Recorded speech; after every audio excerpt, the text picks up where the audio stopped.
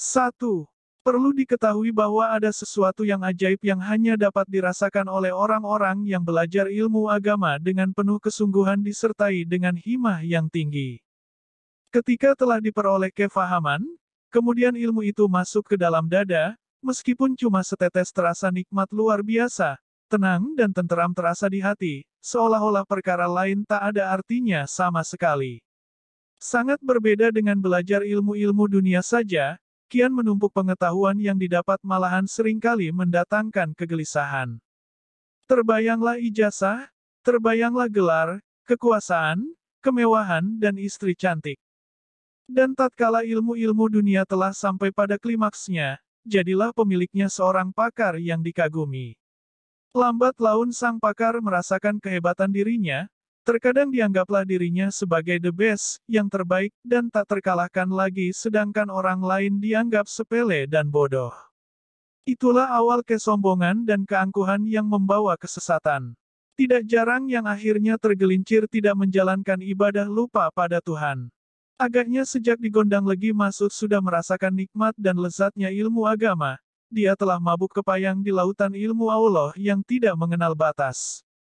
Bukankah sebelum masuk pesantren dia telah mengalami bagaimana rasanya menjadi pelajar dan mahasiswa, dipuja dan disanjung oleh orang lain.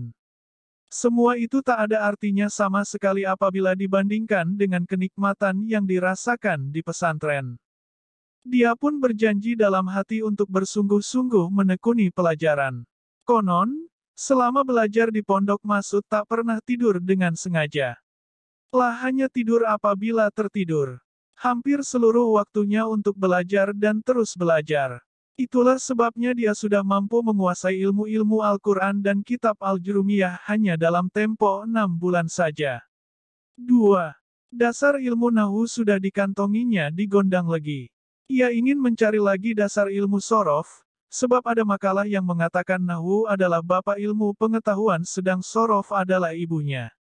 Berarti Masud baru berhasil meraih bapak ilmu, pantaslah kalau ia segera pamit dari gondang legi untuk selanjutnya belajar di Pondok Sono Sidoarjo. 3. Pondok kedua yang dimasukinya ini sangat terkenal menonjol dalam bidang ilmu sorof khususnya pelajaran tasrifan. Di pondok inilah Masud khusus belajar tasrif. Tidak didapatkan keterangan yang pasti mengenai berapa lama ia belajar di pondok ini, yang jelas tidak sampai setahun. Akhirnya ia kembali lagi ke daerah Nganjuk ingin melanjutkan di pondok Mojosari, berguru kepada Kiai Zainuddin yang sangat masyhur di masa itu. Namun sebelumnya dia sempat mondok di Sekar Putih Nganjuk untuk beberapa lama menimba ilmu dari Kiai Haji Abdul Rohman pengasuh pondok tersebut. Pemuda Masud sang pendatang baru di dunia pondok pesantren ini nampaknya benar-benar haus akan ilmu agama. Ia ingin mengejar ilmu dimanapun berada dari satu tempat ke tempat yang lain. Bagaikan seorang pemburu yang tak mengenal ngarai, tebing dan jurang. Mojosari penuh kenangan mengikuti kisah panjang perjalanan hidup pemuda Masud belumlah lengkap kalau tidak mengungkap cerita pondok Mojosari sekaligus Kiai Zainuddin pengasuhnya, karena di pondok inilah Masud menemui jati dirinya sebagai calon ulama di kemudian hari. Ke pondok inilah dia melanjutkan petualangan mencari ilmu setelah dari Gondang Legi, Sono dan Sekar Putih. Dari 7 pondok yang disinggahinya selama hidup pondok inilah yang paling lama ia huni. Sampai akhirnya ia mempersunting putri angkat Kiai Zainuddin guru utamanya. Apabila Anda hanya menggunakan akal, mungkin tak akan percaya kalau Pondok Mojosari telah menelorkan banyak ulama. Apalagi kita hanya memandang lewat kacamata sistem pendidikan modern belaka. Pondok berusia tua yang didirikan oleh Kiai Haji Ali Imron beratus-ratus tahun yang lampau ini memang tergolong cukup antik dan aneh kontroversial. Bila Anda datang bertamu ke sana mungkin akan merasa kaget atau asing. Seringkali ada tamu atau santri baru yang datang langsung disambut oleh para santri Mojosari, lalu digendong beramai-ramai sambil dibacakan solawat. Bila santri barit ini berani membalas dengan kata-kata kontan dimasukkan ke dalam kamar dan diambilkan pentung, kemudian penggojlokan dilanjutkan. Tidak main-main apabila masih berani juga bisa dipentung sungguhan sampai tunduk. 4. Oleh-oleh berupa rokok, Jajan atau uang recehan tak segan-segan diminta oleh santri dan dikeroyok dibagi rata beramai-ramai. Saat penulis mengadakan penelitian ke pondok ini, suasana semacam itu masih terjadi. Banyak tamu menjadi malu, jengkel bahkan marah, sehingga mengadukan hal ini langsung kepada Kiai. Pada zaman Kiai Zainuddin masih memangku pondok, beliau sering memarahi santrinya yang bertingkah kurang etis tersebut, bahkan sampai memukul-mukul dengan tongkat. Akan tetapi tradisi itu tak pernah sembuh, hanya sempat berkurang dan kambuh lagi. Akhirnya Kiai pasrah menganggapnya sebagai suatu suratan pembawaan dari Pondok Mojosari. Biarkan saja mereka nakal, ibarat padi mereka masih muda wajarlah kalau tengadah, nanti jika mereka sudah berisi akan merunduk dengan sendirinya, begitu ungkapan beliau. 5. Namun santri Mojosari mengaku bahwa sama sekali tak ada maksud negatif apalagi akan menyakiti kepada para tamu atau santri baru. Gojlokan hanyalah suatu tradisi yang maksudnya untuk melatih kesabaran dan memperkuat mental dalam menerima cobaan. Sebagaimana layaknya perpeloncoan untuk mahasiswa baru di universitas. Suasana setiap hari di Pondok Mojosari sangat berbeda dengan pondok-pondok Salafiyah pada umumnya. Di pondok ini tidak nampak santri-santri tekun belajar, melakukan riyado atau tirakat puasa, ngerowot, mutihan dan sebagainya. Banyak santri yang bergerombol bersenda gurau, ngobrol dengan bebas, yang penting mereka mengaji dengan tertib dan rajin sholat berjamaah. Namun bukan berarti permasalahan ukhuwah sesama santri diabaikan. Bahkan suasana keakraban dan persamaan nasib nampak sangat menonjol. Tidak ada seorang santri pun dapat menyimpan jajan untuk dimakan besok pagi, semuanya mesti dibagi-bagi. Ada lagi yang lebih antik, pada zaman dahulu belum ada fasilitas kamar mandi dan WC, jadi para santri seluruhnya mandi ke sungai. Sudah lumrah bagi santri Mojosari apabila telanjang bulat dari kamarnya bergerombol menuju sungai, padahal santri-santri pada zaman itu sudah besar-besar, suatu pemandangan yang sungguh mengerikan. Terkadang mereka ke sungai sambil mencari ikan dan tentu saja hasilnya buat dimakan keroyokan. Solidaritas persaudaraan sesama santri tidak hanya sampai di situ, sudah menjadi kebiasaan pula apabila mereka merokok terjadilah Salome, satu batang ramai-ramai, dan banyak lagi contoh yang lain. 6. Keantikan Pondok Mojosari ini ada asal-usulnya. 7. Alkisah, Kiai Haji Ali Imron asal Grobogan Purwodadi Semarang tatkala masih muda pergi berguru kepada Kiai Salimin di Lasem, Jawa Tengah. Suatu malam Kiai Salimin keluar melihat-lihat santrinya yang tengah nyenyak tidur di lokasi pondok. Tiba-tiba beliau melihat pancaran sinar yang keluar dari balik sarung seorang santri. Beliau mendekati santri tersebut dan sarungnya diikatkan, lalu esok paginya semua santri ditanya. Ternyata si empunya sinar adalah Ali Imron. Oleh karena itu setelah dirasa cukup ilmu yang diperoleh Kiai Salimin memilihnya menjadi menantu dan menugaskannya untuk membuka hutan di daerah Nganjuk dan kemudian didirikan pondok pesantren yang tak lain adalah Pondok Mojosari sekarang ini. Demi pengabdian kepada ilmu dan tazim kepada gurunya, Kiai Ali Imron berangkat menuju lokasi yang diperintahkan. Dijalaninya tirakat luar biasa sampai bertahun-tahun lamanya di tengah hutan belantara yang sangat angker. Menghadapi para penghuni rimba raya yang terdiri dari macan, ular jin dan hantu bukan perkara yang ringan. Rupanya Kiai Ali Imron sangat dekat dengan Allah sang pemilik hutan dan jagat raya, sehingga tak satupun makhluk jahat yang sanggup merintanginya dan akhirnya sukseslah beliau mengemban amanat guru sekaligus mertuanya. Tirakatnya benar-benar mengeluarkan daya kekuatan batin yang luar biasa dan doa-doanya sangat makbul. Di tengah-tengah tirakat yang amat berat itulah beliau mengucapkan rangkaian kalimat nazar. Santri-santri yang belajar di pondok ini kelak, tak perlu puasa dan tirakat macam-macam, seluruh tirakat aku yang menanggung. Pokoknya mereka mau mengaji dengan tekun di sini, insya Allah diberkahi. Sebuah nazar yang makbul dan menjadi kenyataan di kemudian hari. Mantapnya keyakinan para santri Mojosari akan keampuhan nazar Kiai Ali Imron lambat laun membawa warna lain di Pondok Mojosari.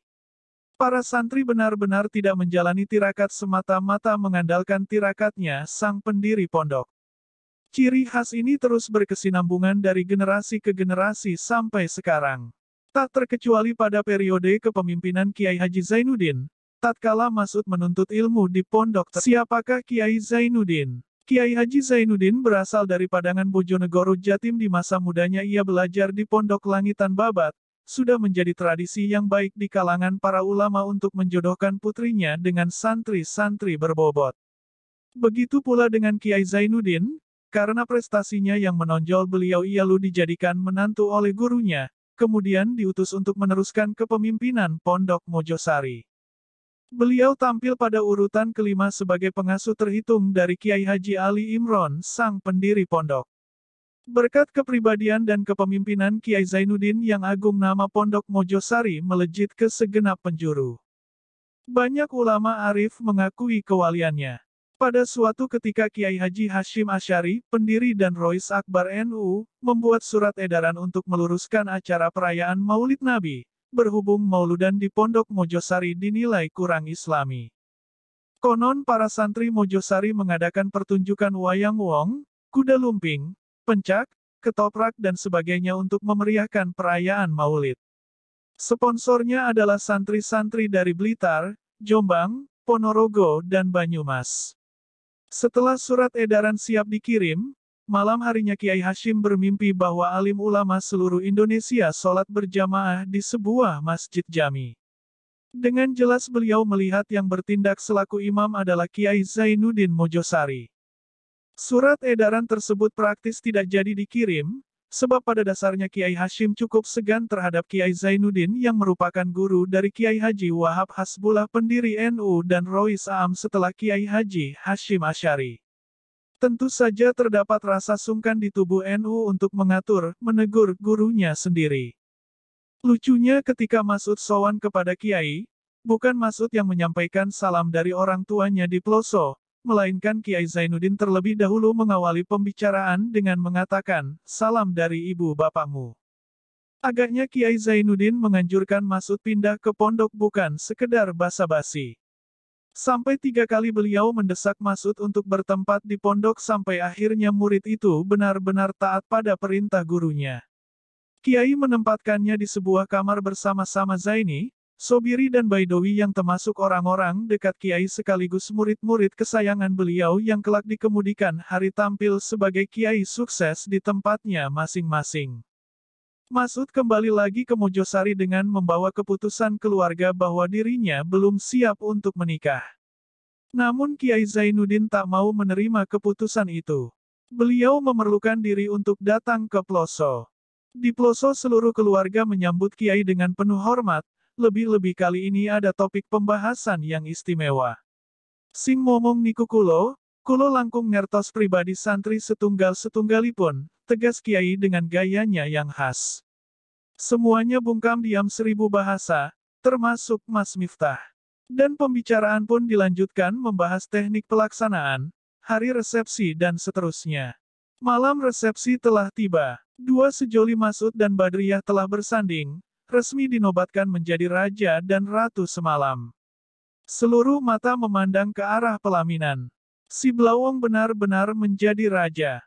Para undangan dari kalangan, ulama, umaro, tokoh masyarakat dan suara gendang bertalu-talu mengiringi barisan anak-anak muda yang bernyanyi sambil berlenggak-lenggok memainkan kipas di tangannya. Kesenian, rudat, yang mengenakan seragam gaya Turki ini memang sengaja didatangkan dari Langitan oleh Kiai demi memeriahkan acara resepsi. Malam sejuta rasa, semua bergembira. Mojosari berubah seketika dipadati oleh lautan manusia, hingar-bingar suara lagu dan gendang, diselingi teriakan dan tepuk tangan para hadirin. Suatu resepsi yang tergolong meriah dan megah di kala itu. Siapapun dapat menyaksikan betapa Kiai Zainuddin sangat mengagumi Mas'ud. Resepsi inilah buktinya, beliau benar-benar mewujudkan rasa syukurnya yang luar biasa. Kini guru agung itu telah menjadi satu dengan murid kesayangannya lewat tali pernikahan. Dan sejak itulah Mas'ud sangat populer dengan sebutan Mas'udnya Kiai Zainuddin, bukan Mas'ud Ploso atau Mas'udnya Pak Naib. Alhamdulillah, betapa syukurnya Mas'ud dan segenap keluarga. Rupanya Allah telah menyaksikan kesabaran hambanya menerima cobaan. ia lalu diberinya jalan keluar. Panggilan Ibrahim benar-benar untuk Masud. Labaika Allahumma labaika, rombongan pun berangkat beriring-iring sembari deru solawat bergema di udara. Mereka menuju desa Keras dengan berjalan kaki menempuh jarak 4 kilometer, dan Kiai Zainuddin Mojosari yang sejak semalam menyempatkan diri menginap di Ploso ikut serta berjalan kaki dan seterusnya ikut mengantar ke Surabaya. Di pelabuhan pun Kiai Mojosari itu bermalam sampai kapal benar-benar berangkat. Puluhan ribu tangan melambai-lambai, tak tertahan tetesan air mata keharuan mengalir dalam rangka melepas keberangkatan tamu Allah. Semoga kembali lagi dengan selamat dan mendapatkan haji mabrur. Di tengah-tengah kehusuan ibadah haji itulah ia menerima kabar dari tanah air bahwa istrinya telah meninggal dunia, innalillahi wa inna ilaihi rojiun. Bagaikan disambar beledek petir, berita tersebut menyayat kalbunya. Sebagai hamba Allah yang baik hanya bersabar yang dapat ia lakukan. Kini ia merasa sebatang kara, istri sudah tiada, harta sudah terjual habis, rumah memang tidak punya. Apa yang hendak diharap lagi di tanah air, pikirnya dalam hati, maka ia bertekad untuk berimukim di tanah suci Mekah sampai kapanpun, untuk beribadah sambil menggali ilmu dan mengamalkannya. Haji Jazuli telah sampai di Jakarta setelah berlayar berbulan-bulan dengan kapal uap. Pemerintah memberikan uang transport dan sebelum berangkat ke pelosok kakinya mendapat pengobatan terlebih dahulu. Tak seperti Pak Haji pada umumnya yang pulang bahagia dengan wajah berseri-seri memakai jubah, surban, igal dan pakaian-pakaian kebesaran Arab lainnya. Haji Jazuli datang tak dapat turun sendiri dari mobilnya karena kakinya yang masih sakit. Memakai baju deril yang sobek di sana-sini, tak ada sanak famili yang menjemput ke pelabuhan, karena tak ada orang yang menyangka ia akan pulang. Tuhan Yang Maha Tahu mendengar jeritan hati kedua hambanya yang berlainan jenis itu. Dikabulkannya doa mereka dan diberinya jodoh. Pernikahan pun berlangsung tanpa didahului masa berpacaran atau masa saling menyesuaikan diri, tak ada upacara tukar cincin. Memang begitulah kisah dua pernikahan sebelumnya yang dialami oleh Kiai Jazuli. Bukankah Islam mengajarkan bahwa cinta kasih akan tumbuh dalam rumah tangga yang sah sebagai anugerah dari Sang Pencipta? Jadi Islam mengajarkan pacaran setelah nikah, bukan seperti yang dilakukan oleh anak-anak muda yang terbawa arus kebudayaan Barat. Akad nikah dan resepsi pernikahan berlangsung tanggal 15 Agustus tahun 1937, kedua mempelai sama-sama mensyukuri jodohnya yang tak meleset dari idaman semula. Keduanya saling menyelami dan saling menerima segenap kelebihan dan kekurangan masing-masing. Cinta pun bersemi, tumbuh perlahan-lahan. Roro Marsina yang kini telah resmi menjadi bunyai itu amat memaklumi akan kefakiran suaminya tercinta, oleh karena itu makan tiwul, gaplek dan sawut dengan lauk sambal keluak tak mengendorkan cintanya. Dia bukan wanita mata duitan, ada uang abang sayang tak ada uang abang ditendang. Dimakannya makanan-makanan bergizi rendah itu dengan perasaan syukur, bukan keluhan. Lah sama sekali tak kaget berhadapan dengan kemelaratan, sebab ia telah ditempa oleh pengalaman hidupnya yang juga penuh derita. Perjalanan ingin memiliki keturunan tidak berjalan sesuai harapan. Anak pertama yakni Siti Azah meninggal di usia 1 tahun, anak kedua laki-laki yakni Hazik meninggal di usia 9 bulan. Putra ketiga pun lahir sampai soal pemberian nama untuk bayi ini diserahkan kepada kiai lain, maka diberilah nama Zainuddin sekaligus dalam rangka tafaul agar ketularan dengan Kiai Zainuddin Mojosari. Suka dan duka datang silih berganti sebagai romantika kehidupan keluarga yang membuat Ibu Nyai perlahan-lahan dapat melupakan pedihnya pengalaman masa lalunya. Akan tetapi semangatnya untuk berkiprah agar Al-Falah terus jaya tetap membara, dasarnya bukan lagi yang lain-lain, tetapi lillahi ta'ala. Bukankah sebagai seorang istri ia wajib untuk turut berjuang menegakkan cita-cita suaminya sebagai wanita ia ingin menjadi tiang negara sebagaimana yang ditandaskan oleh Rasulullah dalam hadisnya. Bahkan beliaulah yang menjadi bagian keuangan pondok yang mengurus anggaran belanja, semua itu dirangkap oleh beliau untuk lembaga Al-Falah yang masih muda, di saat organisasi pengurus pondok belum teratur.